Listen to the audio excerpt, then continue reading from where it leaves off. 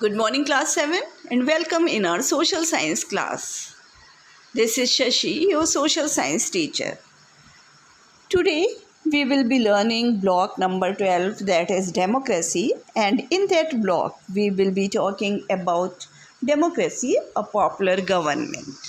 Okay, so before starting the class, be sure that you have all the essentials, your workbook, content book volume 2, notebook, and stationery. I hope you are ready with all these items. Yes?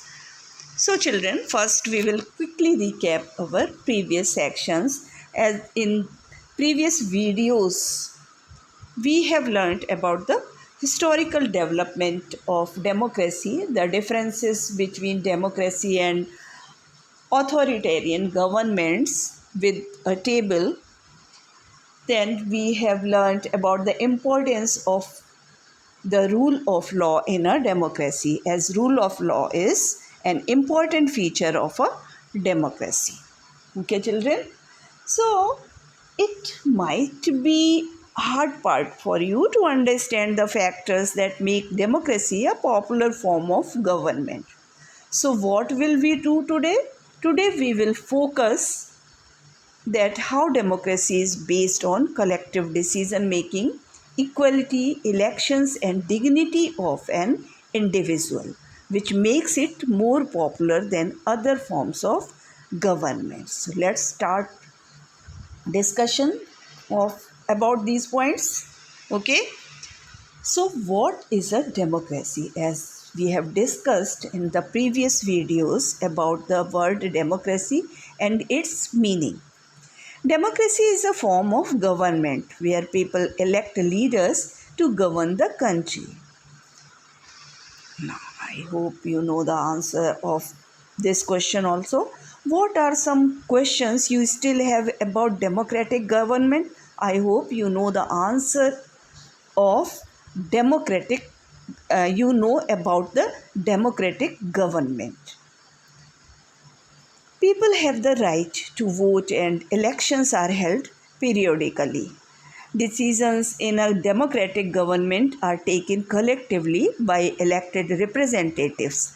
The elected leaders are accountable to the people. If the people are not happy with the leaders, they can remove them in the next election by not voting for them.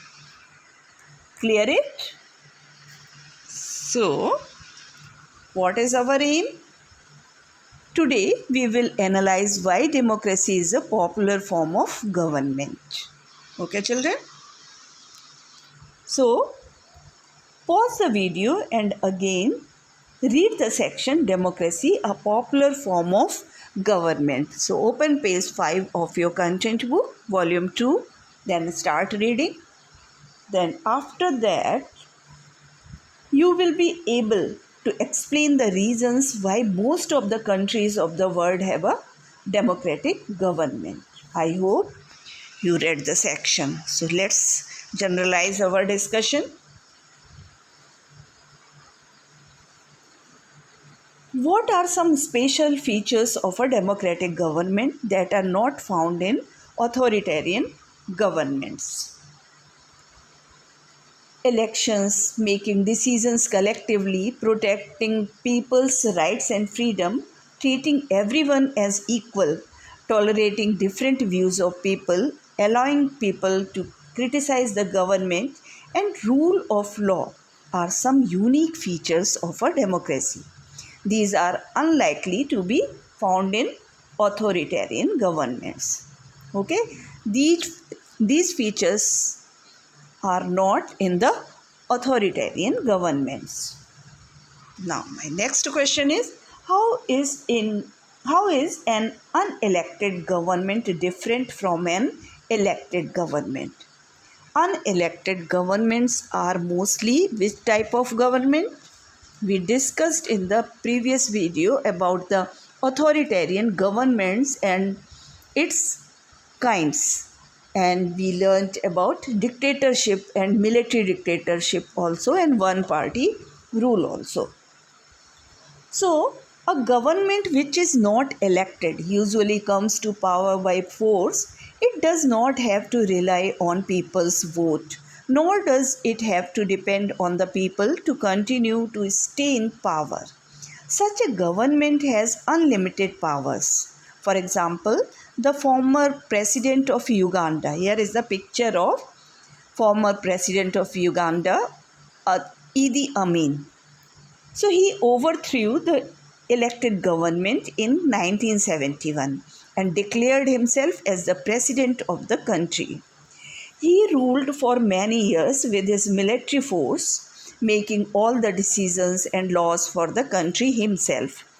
He did not tolerate anyone criticizing his government, and nobody had the right to question him. This cannot happen in an elected government like in democracy. An elected government cannot disregard the people because it gets power from the people and depends on the people to stay in power. If the people are unhappy with an elected government, they can remove the government by voting against it in the election. Clear it? Now, bonus question of the day is, in 1974, how many countries in the world were democratic? So you need answer the question in online exam. First watch the video, then you give answer of the bonus question. Okay? So choose the correct answer, correct option, and tick there in an online exam. Now children, do you think making decisions collectively is a good idea, and why? When decisions are taken collectively by people, it makes sure that the views of everyone are heard. Therefore, the elections are unlikely to be biased in favor of one person or group. This is especially important in a democracy. Decisions are made by those who are elected by people, so it is more likely that the decisions will take into account the interest of the people. Now, children, what makes a democracy popular? Is there one point or all? So, all are needed. Equality, rule of law, collective decisions, elections, justice, and liberty are features that make democracy popular. What government, in your opinion, is most suitable today, and why? What do you think, children? As we discussed about different forms of government in previous videos, so what is your opinion? Forms of government in which equality and justice are promoted, where basic rights are protected, and where we can decide who is fit to govern us are more acceptable to us. Democratic governments are based on these principles. Therefore, most countries of the world have democratic governments today.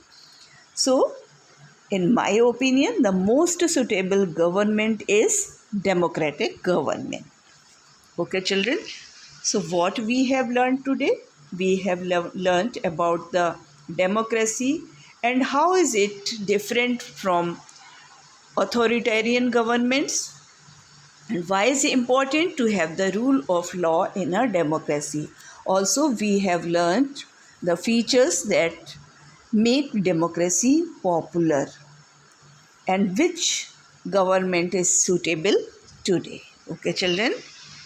So, what you have to do? Answer practice question 10 in the notebook.